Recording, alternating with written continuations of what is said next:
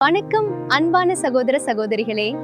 இன்றைய வேதாகமத்திலிருந்து தேன் துளிகள் நிகழ்ச்சிக்கு உங்களை அன்புடன் வரவேற்கிறேன்.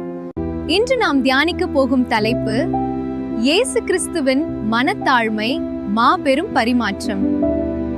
பிலிப்பியர் 2:7 வேதாகமம் சொல்லுகிறது, இயேசு தம்மை தாமே வெறுமையாக்கி அடிமையின் ரூபம் எடுத்து மனிதர் சாயலானார்.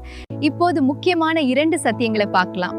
ஒன்று, இயேசு தம்முடைய தெய்வீக மகிமையை விடாமல் பற்றி கொண்டிருக்கவில்லை, மாறாக நமக்காக தம்மை தாமே வெறுமையாக்குவதை தேர்ந்தெடுத்தார். தியானத்திற்கு 2 கொரிந்தியர் 8:9, யோவான் 1:14.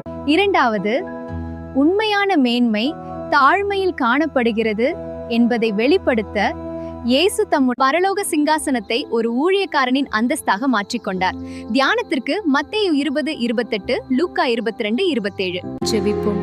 எங்கள் அன்பான பரலோக பிதாவே, என்னை மீட்பதற்காக பரலோக மகிமையை விட்டு வந்த இயேசுவின் மனத்தாழ்மைக்காக நன்றி. இயேசுவை போலவே அந்தஸ்தை விட சேவையை மேன்மையாக எண்ண எனக்கு கற்றுத்தாரும். இயேசுவின் நாமத்தில் ஆமேன். இந்த செய்தி உங்களுக்கு ஆசீர்வாதமா இருந்தால் லைக் செய்யுங்கள், ஷேர் செய்யுங்கள், சப்ஸ்கிரைப் செய்ய மறக்காதீர்கள். அடுத்த நிகழ்ச்சியில மீண்டும் சந்திப்போம். கர்த்தர் உங்களை ஆசீர்வதிப்பார்.